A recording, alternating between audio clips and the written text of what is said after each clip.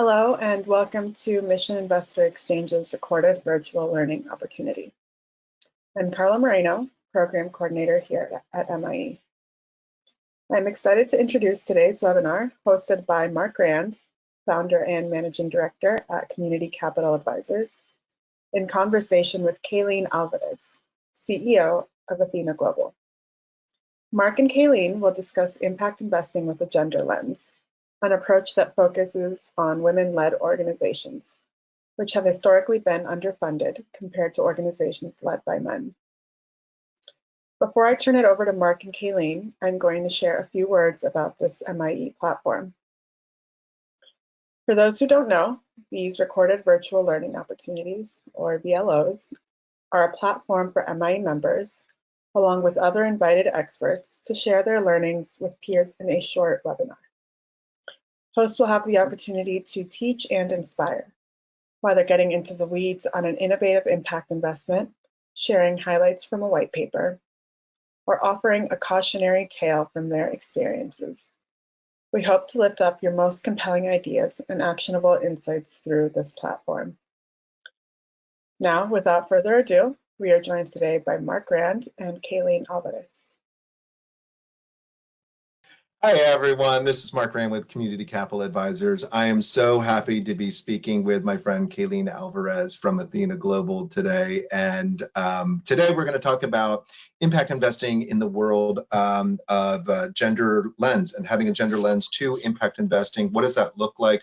What does it look like to invest in companies and organizations around the world led by women of color, led by smart entrepreneurs that are having difficult times accessing money for whatever reason. So it's a great topic.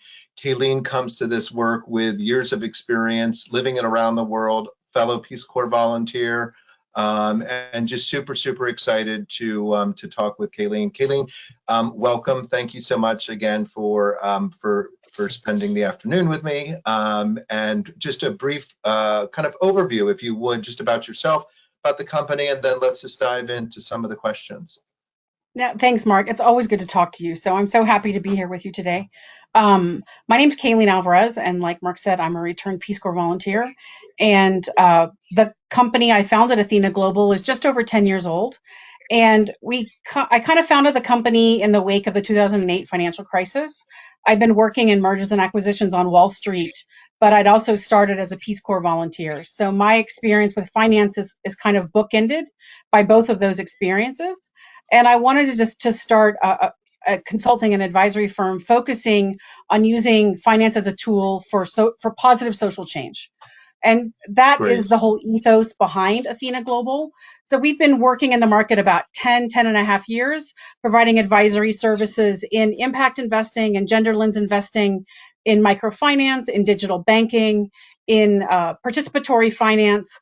And then most recently, last year, we founded a lending platform for women-owned businesses in Indonesia.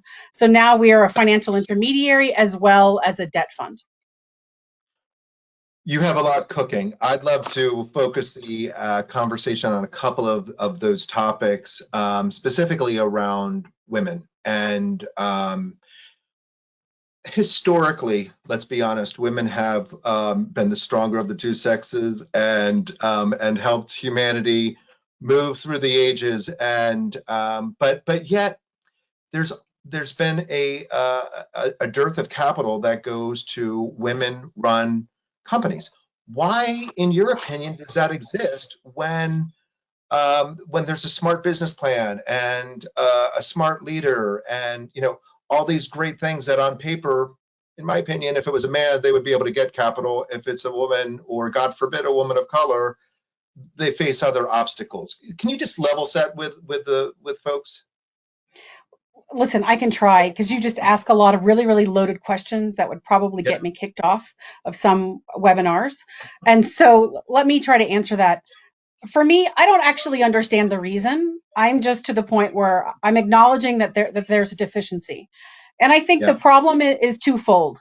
So on one hand, I think part of the problem is the systemic bias in that you still have a very homogenous set of individuals who are making the decisions globally about who gets money and how money is allocated. And listen, let me Mhm. just be very clear. I have no problem with men. I love men. And I think gender lens investing is as about men as it is about women. And we can talk about that later. So let me just be clear. I'm For not the bashing record men. too, I like that as well. Perfect. So I'm not bashing men here, but I think we have to accept the reality that finance, when it started 400, 500 years ago, was a system built by men and for men and around men building businesses. And the world has Mhm. evolved around that. But unfortunately, the decisions about who gets money and how money is allocated is still largely in the hands of men. Like there's different reports out there, but statistically, what we can say is that of the $58 billion private equity venture capital industry, less than 2% of the money goes to women of color and Latinx women, and less than 7% of the money at all goes to women. And what's even more sad is that Native American women aren't even counted, right? At least in the US. So I think that Yeah. I say that as a starting point because I think that we have to acknowledge that men are still making the decisions about what we invest in and how money is allocated. And I think one of the things that we have to recognize is that I don't think women are any less risk averse than men are. I think women just look at risk differently. And so until we Mhm. have more diverse teams on investment committees or as portfolio managers or as fund managers, we're only going to get a certain set of outcomes because we're not allowing that diversity into the decision making process. And The other, diversity oh, just sorry. from, sorry to cut you off, diversity just from a gender lens, not even diversity from race and ethnicity and gender. It's just, the first cut is just men and Gender. women. Yeah. That's the easy cut, but Yeah. I've looked at probably close to 100 different actual portfolios of investments and banks and financial intermediaries to even Yeah. just better understand how men and women perform differently within investment portfolios. And I can tell Yeah. you, I've only ever worked with a handful of clients that even gender disaggregate it. And in fact, if you look at the banking sector, there's only 3 central banks in the entire world that mandate sex disaggregation in a portfolio for a bank. And so Mhm. I think that's part of the problem. And I can certainly talk anecdotally, if not on a statistically significant way, that diverse teams always outperform from a financial return perspective single gender teams. But what we're also seeing is that diversity goes beyond gender. Is that when you Right. include socioeconomic diversity, ethnic and racial diversity on an investment committee or in a C-suite or on a board of directors, you get better decisions overall. But certainly, if we're just looking at women are a little over half the world's population, then absolutely gender diversity is a big part of diversity. Gosh, it's just amazing. And of course, you and I travel around the world, and have been into some interesting parts of the map. And of course, different cultures have different norms and values and things like that. I'm just wondering, could you touch upon a little bit about how the world of impact investing and looks in the US, maybe versus some other kind of areas in the world? That would be helpful. No, absolutely. And I kind of want to bring it back to the other part of the first question that you ask is why aren't Yeah. more women businesses invested in? Because I think it goes hand in hand. So women globally, US or wherever, we we tend to run businesses in a different manner. And by that I mean we tend to run more service businesses that don't require a lot of startup capital. We're not manufacturing widgets. That's not necessarily our sweet spot. So we do a lot of restaurants and hair salons and service businesses because they don't require a lot of capital, but they also allow us to build a business while we have competing priorities like kids and a spouse and a household. And so a service business you can fit in. We also tend to run more informal businesses, meaning we may not hire a CFO or an accountant to keep our books on day one. That might not be something that we would prioritize as an expense. And the reason that prevents women from getting capital is because the first thing an investor wants to see are your financial Are the statements, numbers right? right? And so the reason I want to bring that up to answer your second question about how it plays out over different parts of the world, is that I think the consistency that I see in women entrepreneurs all over the world is that we do just run different types of businesses and we run them differently. And so I think it plays out to why we're not getting capital, because the system is biased towards manufacturing businesses or widget businesses or app businesses, and based on the financials. And so what I see differently, oh, go ahead. Well, I was going to say, is that true now as the world is shifting towards more of a service model? Certainly in the U.S., like we're seeing much more shift towards service industry versus manufacturing. Of course, the U.S. is very different than the rest of the world for a variety of reasons. Would you say that's true as, in other parts of the world that folks are more or women are more service industry focused? Yeah, for sure. But, and ironically, or maybe sadly, depending on your perspective, we're seeing more service businesses getting funded globally, but we're not seeing more women getting funded. And so there's still a lag there. And I'm not really sure what it's going to take to close the gap. But I do think that we're seeing some acknowledge that the gap is there, and the gap is huge. And that if we really want to respect women as the drivers of the economy that they can be, as half the world's population, we have to figure out how to narrow that gap. Well, let's talk about that and dive into that. So if you were talking, as we are right now, and you're, let's say you're meeting with a high net worth individual or a foundation or an investor or whatever, and their focus is this space we're talking about, supporting women-led companies and organizations and otherwise. What would be the first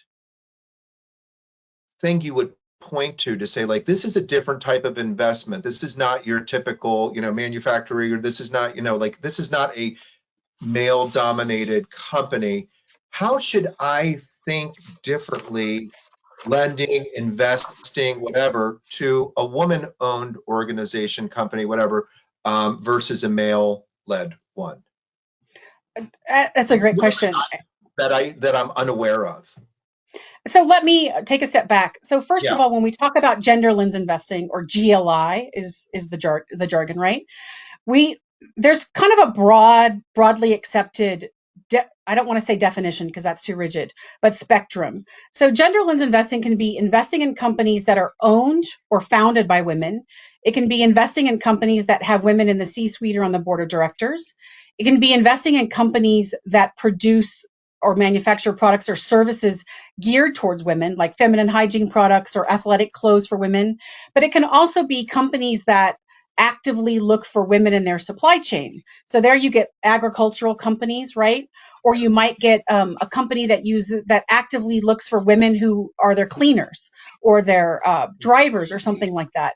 So the definition of gender lens investing can be pretty broad. It can also be very narrow. It depends on the investor. Okay. So if I were talking to a high net worth investor, I would first want to get a better sense for what do they mean when they say gender lens investing? But then also, what does it mean for them?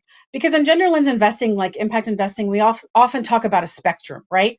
So for some investors, just a company that gives women maternity leave, that's going to be gender positive enough, right?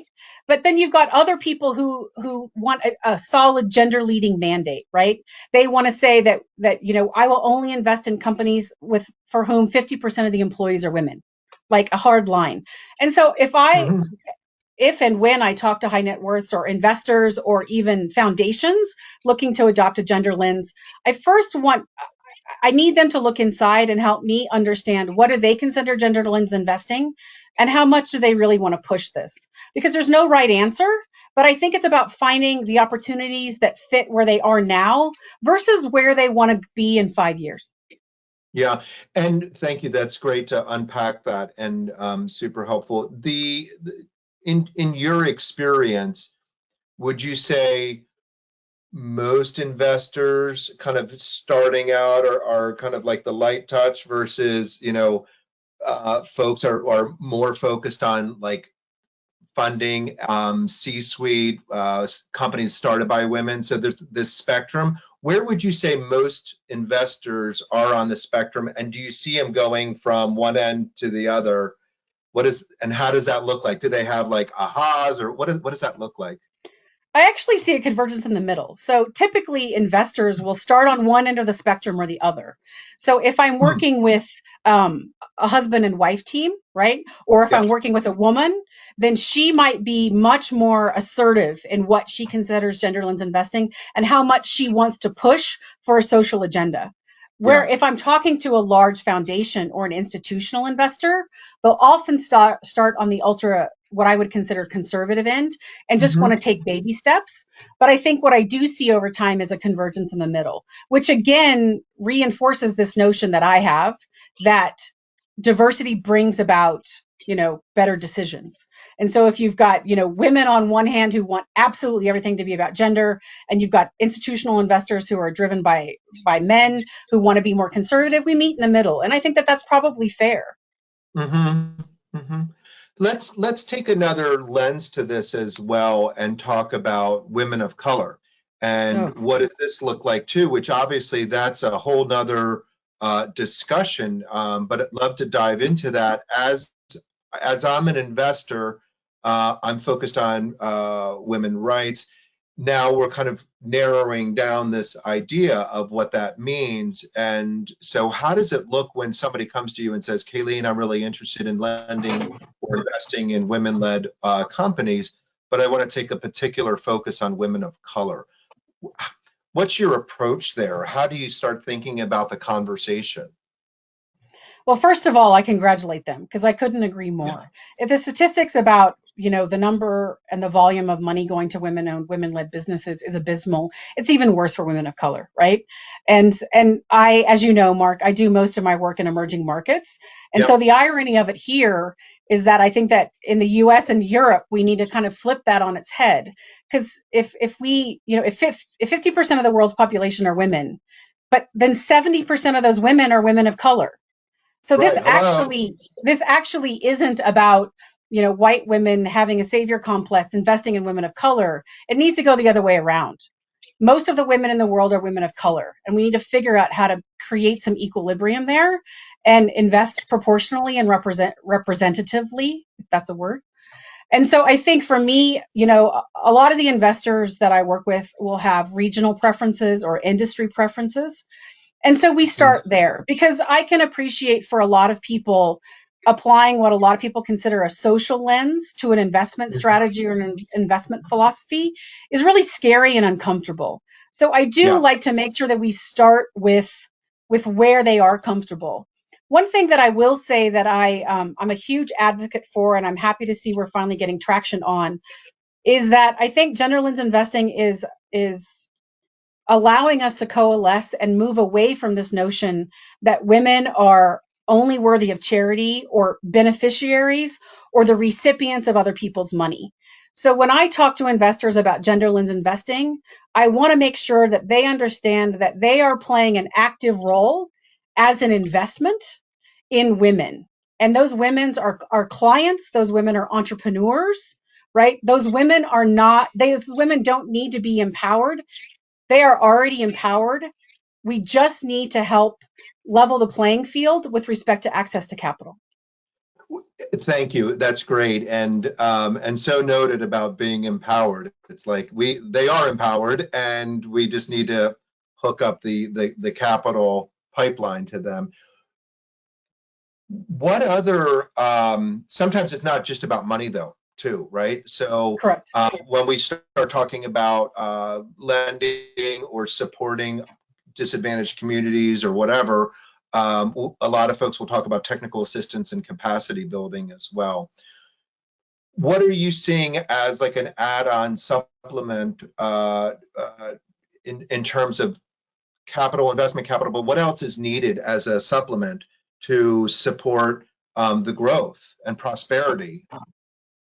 No, thank you for asking that. I think specifically for women entrepreneurs, that capacity building or TA is critical, not because women are incapable of running businesses or large companies or whatever they want, but because in so many cultures and societies, including my own, and I'm a straight up American, we don't really encourage or teach girls that it's okay to be a leader, it's okay to be a boss, that it's okay to have people not like you, right? And I think for a lot of women entrepreneurs, it's fundamentally helping them build the confidence that they can be a leader of a team, that they can grow a business, and that it's okay if people on their team don't like them all the time. It's okay for them to say no. And so I think a lot of the technical assistance and capacity building is pure leadership and mentoring skills. Although I will say, and a lot of this is because of cultural preferences or cultural norms, women also don't necessarily learn how to formally run a business, right? They're not taught how to develop an HR strategy or manage an IT team or put together financial statements. So I think that there's also a technical capacity issue. But I think first and foremost, if we can just help women get the confidence and overcome some of the cultural norms and hurdles that they're either encountering in the society as a whole or even in their own household, that it is okay for them to be a boss and they shouldn't take a back seat to anyone. I think that goes a long way. And when we talk about cultural norms, we're also talking about the US. Oh, I lead with the US. I mean, totally. I think the US and Europe Because it's are easy, no better. yeah, it's easy to think of, a weaving cooperative in Bangladesh or whatever. But we're talking about the US here as well. Yeah, and I think These if you talk cultures. to women entrepreneurs from the US, it's no different, right? We're not taught, women in the US, and I mean, I did my undergraduate and graduate work in the United States. So we're just not taught that it's okay to be a leader, it's okay to be a boss, it's okay to state your opinion and have other people disagree with you. And I think that those are fundamental skills to being a good entrepreneur. Yeah. And when you march into the boardroom, or to a presentation, and it's like, oh my gosh, wow, we have a woman money manager or a woman investment advisor or whatever, how are you perceived, or what do you take into that boardroom, and how do you navigate that conversation? Because as we talked about, a lot of times investment managers or advisors or whatever are men, and here you're bringing this whole background of your brilliant career and tons of education, at some top-notch schools, bringing that to the table with world experience, and yet some people, woman, so how would you, when you think about like that young girl in, I don't know, Nebraska or something? Well, I mean, listen, I think I'm still very much a work in progress. I don't think I have it figured out yet. And I think Yeah, my approach has certainly changed over the years. Earlier in yeah. my career, I was the only woman in the room, and now I see a few other women, and which is always good to see. But I'm still memorable because I'm a woman, and I hope that by the time I retire, that I'm not as memorable. That there's other women in the room, but I think I'm hoping that there's a sea change happening and that we're going to see more diversity and inclusion, both in gender and other things. And to be fair, I come to gender lens investing as almost with a bit of reluctance myself. I have never considered myself a feminist or like, that kind of thing, but I'm also learning to change what I think being a feminist is. And so I Mm, come to gender lens investing, like I said early on, for me, gender lens investing is not just about women, but it's also about men, right? And so when I encounter a room of men who are skeptical about gender lens investing or reluctant, I try to empathize and put myself in their shoes, even though I'm not a man. Because for me, if we can do gender lens investing right, we're talking about gender equity. And what that means for me is that it's okay for a man to want to take um, time off to be a stay-at-home dad. That it's okay for men to be in positions that are traditionally held by women, and that there's the stigmas around what jobs are okay for what gender go away. And so mhm. for me, it is about men, because I often try to put men, particularly men who are fathers, and say, listen, do you really want to have a conversation with your daughter about how should she react, not if, but when a man makes unwanted sexual advances to her at work? Because Hmm. unless we talk about bringing gender equity into the workplace, you need to have that conversation with your 8-year-old daughter, because Yeah, it will happen. and yeah. and I think helping them understand that maybe they can't understand what it's like to be a woman in a professional career, but helping them understand what the reality might be like for their daughters helps to Mm, bridge that gap a bit. mhm, mhm. And thank you. Most of your clients, would you say they're men, they're women, mix? I would say that most of the fund managers and asset managers that I work with are men, for sure, Mhm. because I mean, it's As we just talked about. statistically they're going to be men, right? Yeah, Um, white men. yeah, and I think a lot of the entrepreneurs that I work with are women, and yeah, And that's let me that's a ask good you question, Mark. let me ask you a different question. Do you feel like you have to prove your investment analysis chops, uh, first, and then say, okay, yes, I can analyze this company, just as well as Mark can, or Joe, or whatever can, and that the difference is that maybe, well, I'm curious, do you feel like you as a woman can analyze a company led by a woman better than a man can, or how does that work, and what advice would you share? I don't know. Those are lots of good questions. I know, So sorry. that's okay. I think the answer is yes. My financial chops are always called into question because I'm a woman, and it's unexpected, especially in some of the markets that I work in. Hmm. Um, they're called into question much more so than a white man would be called into question, but I don't think they're called into question more so than an African American's chops would be called into question if they're working in Asia or Latin America, or a Latinx person's financial chops would be called into question when working in Asia, right? Yeah, Um, I think for me as a woman, I often tell my team that in some countries in which I work, I might as well be an alien, because they just can't understand why a woman would yeah, be in finance, right? So I'm kind of this third, I don't even know. I'm like an alien. I'm not a man, I'm not a woman. I'm just an alien. And so my clients can kind of compartmentalize me. I actually think working in the Europe and the US is a bit more of a challenge, because I'm acknowledged as being a woman, which is still a bit of an anomaly, but men don't know how to treat me, right?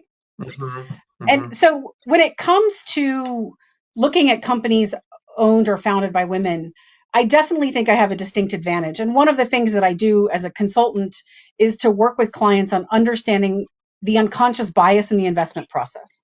Because the investment process is completely loaded with unconscious bias, from the screens that we use to determine who even gets an interview, to again who's on the investment committee and how are decisions getting made, but also what metrics and hurdles are we using to determine whether we want to consider an investment and what is considered risky.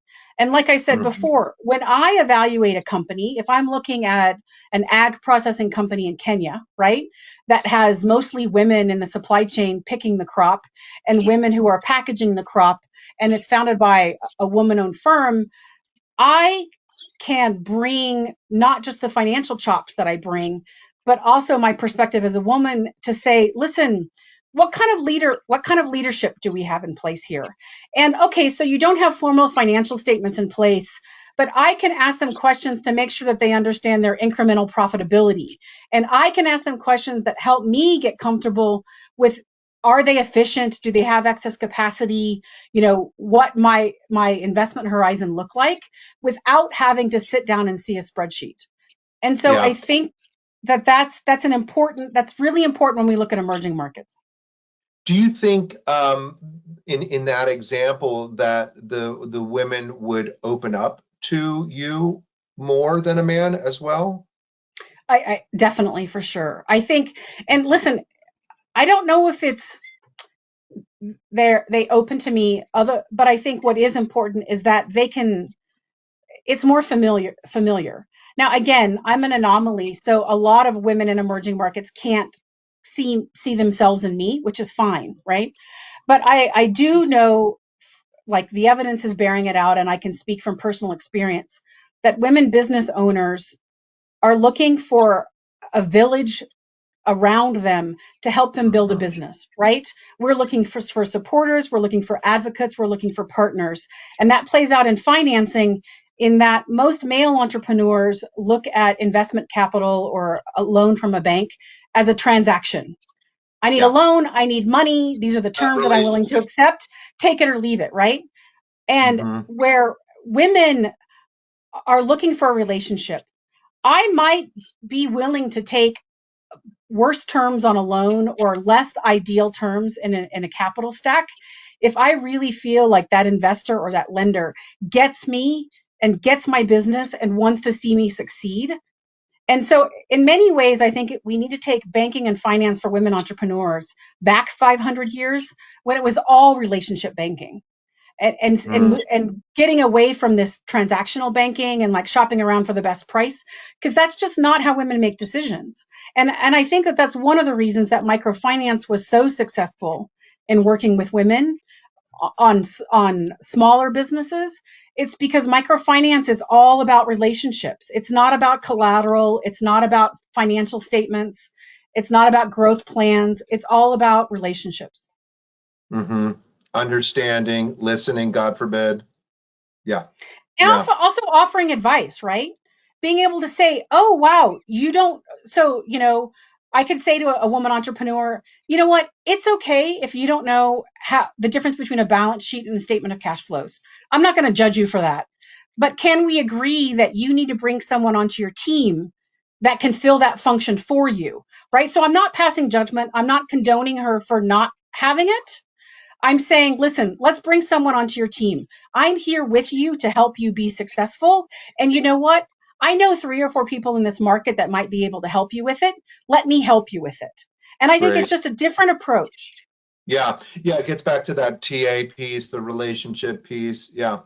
Well, I know you're a great storyteller as well, Kayleen. I'd love to hear maybe just an example of what you've seen.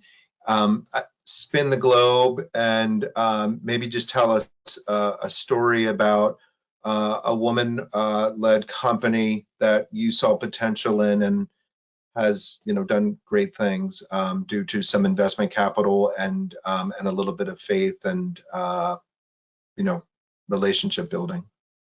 No, absolutely. And I want to be really indulgent here. And I want to talk about a woman that I've lent to through my lending platform in Indonesia called Biduk.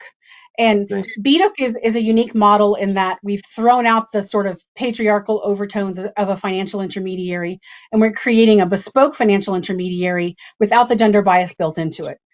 And so one of the ways that manifests in financial services is with collateral. Because of so many laws around the world, it tends to be the men that have collateral, and that keeps women out of the financial system because they have nothing to pledge. And Right. so all of our lending in Indonesia is completely unsecured. So we remove that as a barrier to access to financial services to women. And so, lending under COVID has been a challenge that has, taken all of my 20 plus years of experience to figure out. But one of the clients that we're lending to in Indonesia, it's a woman founded business in the creative economy. And she's got a really interesting business model. She's found a way to celebrate the beauty of the Indonesian culture through batik and through coffee and through chocolate and through all that fun stuff. And she creates these customized corporate gift baskets, right? Using batik and using, locally Oh, grown coffee that's produced, yeah, that's picked by women farmers, right? And she creates these really great gift baskets that are unique. It's not just a keychain or a USB or yeah, something like that. And so under COVID, she needed to do two things. She needed to pivot. She needed to be able to produce PPE because she has a lot of seamstresses and fabric already in her sure. supply chain. And then she also needed to be able to come up with a response to the market that wasn't PPE related, right? More longer term. How is she going to adapt and adopt her supply chain and her products and services to a post-COVID environment for corporate giving?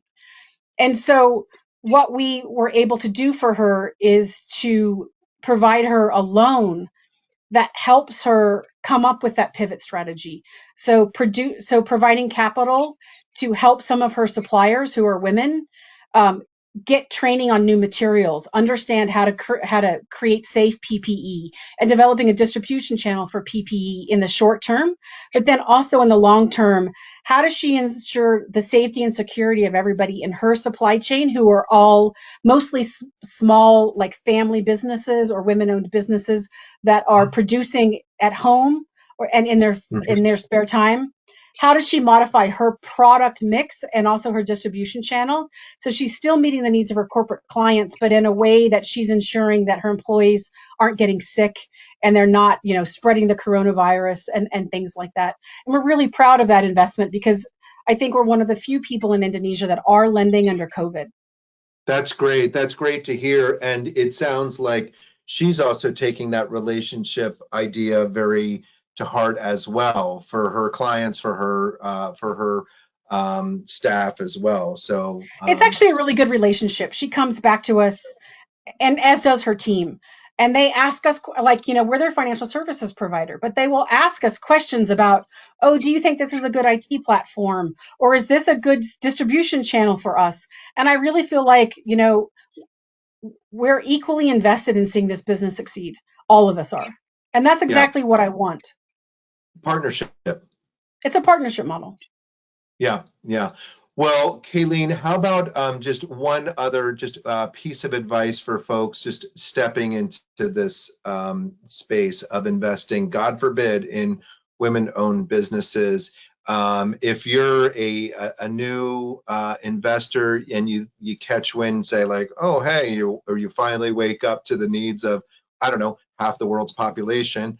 What would you say? One piece of advice. It may be, read this book or go to this website or, ask this question or what? What would one piece of advice be? First of all, I think that you have to know yourself, right? You have to know what you consider to be general lens investing and where you're comfortable pushing. Because I think unless you have that figured out for yourself, you're going to make haphazard investment decisions and be disappointed with the outcome, both the financial and the social return. With respect to resources, there's no shortage of resources out there. And the best site that I can give people to go to is the GIN, the Global Impact Investing Network. On their website, they have a whole list of resources for nothing but gender lens investing. And so if anybody's interested in it, that's where I would send them. That's great. That's great. Well, I know where I'm sending folks, and it's to you. So I'm always happy to talk to people. I'm very excited that we're, I think, at an inflection point where people are starting to take women seriously as clients and investable businesses, and I support it wholly. well, I do too. I think the world will be a smarter and better place once we start waking up to the fact that women are 51% of the population and not receiving that amount of capital, nor do they have 51% of the population at the board table too. So time to wake up, folks. Educate yourself, go to the gym, talk to Kayleen. And Kayleen, as always, thank you very much. Be well, be safe. I look forward to seeing you and when we actually get to see each other in the same room. But until then, thank you so much. Always my pleasure, Mark. Thank you.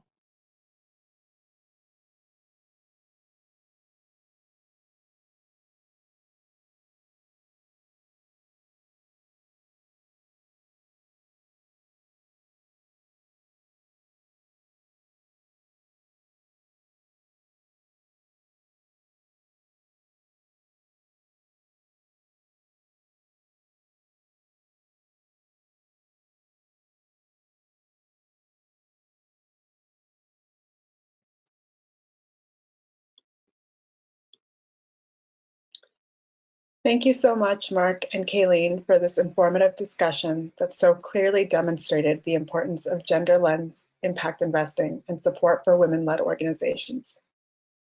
For our audience, should you have any questions or feedback on this VLO, please send us an email at programs@missioninvestors.org. Continue to check the MIE website, missioninvestors.org, and look out for our monthly newsletters for details on other upcoming programs. On behalf of the entire MIE team, thank you for joining us and have a great day.